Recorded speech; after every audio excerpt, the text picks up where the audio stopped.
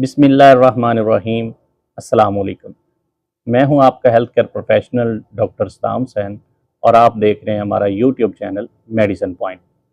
Medicine point में आज हम डिस्कस करेंगे पाइल्स के बारे में, क्योंकि हमें कुछ रिक्वेस्ट्स आई थी कि आप पाइल्स के ऊपर एक वीडियो बनाएं।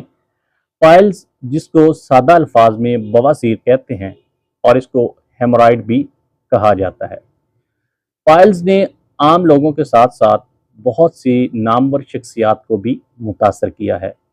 जैसा कि 1980 में बेसबॉल के एक प्लेयर जॉर्ज ब्रेट को वर्ल्ड सीरीज से निकाल दिया गया था, क्योंकि उनको पाइल्स की पेन होना स्टार्ट हो गई थी। जॉर्ज ब्रेट ने एक माइनर सर्जरी करवाई और उसके बाद अपनी गेम को जारी रखा और फिर नेक्स्ट स्प्रिंग में उन्होंने अपना प्रॉपर ऑपरेट करवाया था।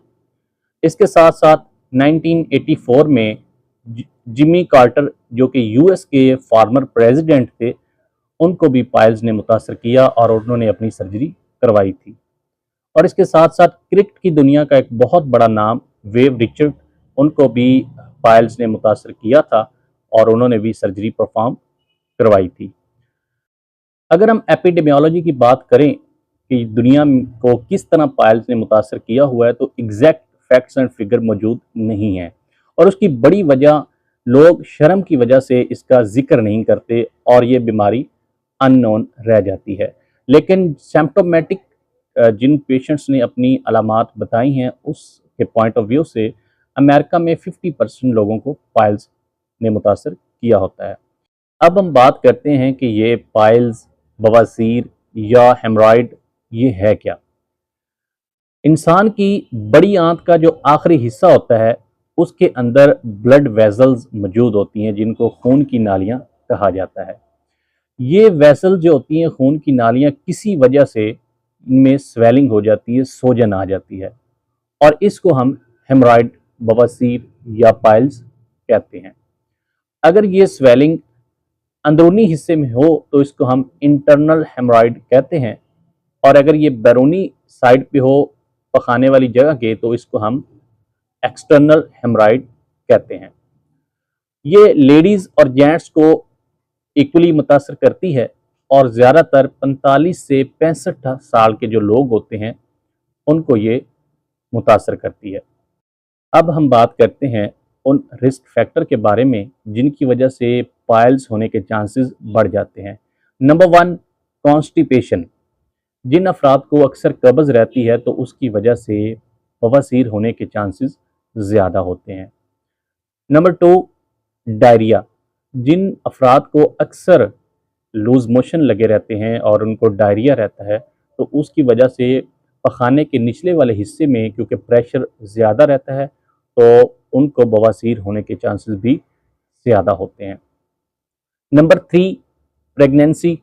क्योंकि प्रेगनेंसी के दौरान बेबी डेवलप हो रहा होता है और पेट के निचले हिस्से में प्रेशर बढ़ रहा होता है, तो उन ख़वातीन को भी पाइल्स होने के चांसेस ज़्यादा हो जाते हैं। और नंबर 4, टॉयलेट में ज़्यादा देर बैठना। कुछ लोग टॉयलेट में ज़्यादा देर बैठे रहते हैं, जिसकी वजह से निचले हिस्से में प्रेशर डेवलप हो रहा होता है और उस प्रेशर की वजह से हेमरॉइड होने के चांसेस ज़्यादा हो जाते हैं। तो ये वो रिस्क फैक्टर हैं जिनकी वजह से बवासीर के होने के चांसेस बढ़ जाते हैं।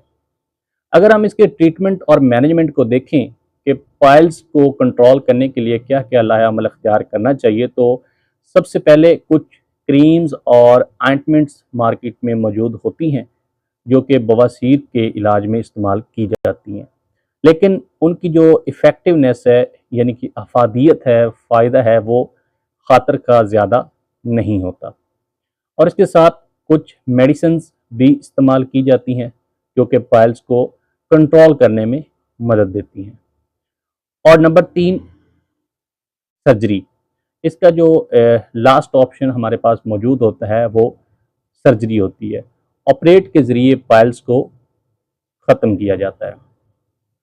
मेडिसिन्स के मतलब किसी भी किस्म की इंफॉर्मेशन के लिए हमारे दिए गए व्हाट्सएप नंबर पर आप रब्ता कर सकते हैं और मज़ीद ऐसी इंफॉर्मेटिव वीडियो देखने के लिए हमारे यूट्यूब चैनल को सब्सक्राइब करें और बेल आइकन को प्रेस करें ताकि हर वक्त आपको ऐसी वीडियो मिल सके। अपना और अपने प्यारों का ख्याल रखिएगा। मिलते हैं अगली वीडियो में, तब तक अल्लाह हाफिज़।